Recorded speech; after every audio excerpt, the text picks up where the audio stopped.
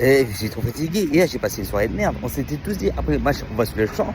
Et finalement, on est tous rentrés chez nous. On est encore en pleine canicule et les Espagnols, ils nous ont installé la clim. Les Bleus, ils ont perdu et finalement, les Cicera, ils vont sortir de leur cachette. Ils doivent tous se dire, de toute façon, on n'a pas vraiment perdu. Ils étaient pas vraiment tous français. Et le pire, c'était les mêmes qui étaient scandalisés à propos des insultes racistes de la sénatrice paraguayenne et de l'ancien premier ministre espagnol. Monsieur Rajoy est un raciste, tout simplement. Ses propos sont scandaleux, honteux, lamentables.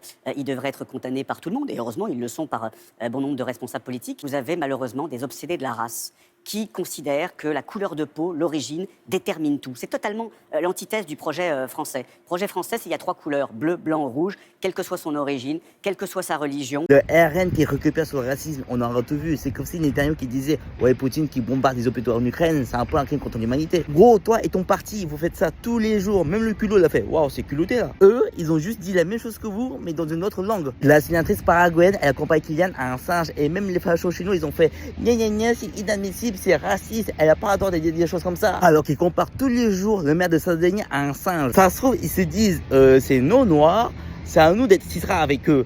Et ce que fait cette dame-là, c'est de l'appropriation culturelle du racisme. Le seul point positif à la défaite de l'équipe de France, c'est que les médias, ils pourront pas parler de débordement. Ils étaient déjà en train d'envoyer des envoyés spéciaux. Alors, je me retrouve actuellement sur le champ et il n'y a plus personne. Les policiers, hier, ils doivent se dire, bon, bah, on est déjà en vacances. Eh, vas-y, j'ai le seum. Pour une fois qu'on pourrait fermer la gueule à toutes les Cicera, ce sera peut-être l'année prochaine. Et j'aurais jamais pensé dire ça un jour. Allez, les Anglais, envoyez-nous les Argentins. On a une revanche à prendre.